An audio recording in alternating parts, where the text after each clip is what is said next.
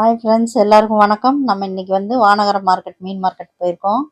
உள்ளே போனால் பயங்கரமான கூட்டங்க. கால் வைக்க இடம் இல்லை. பார்த்தீங்கன்னா அப்படி இப்படி தேடி பார்த்தா மீனெல்லாம் பயங்கரமான விலை. அப்புறமா நாங்கள் ஒரு மீன் பார்த்தோம். இந்த மீன் சீலா மீனுங்க.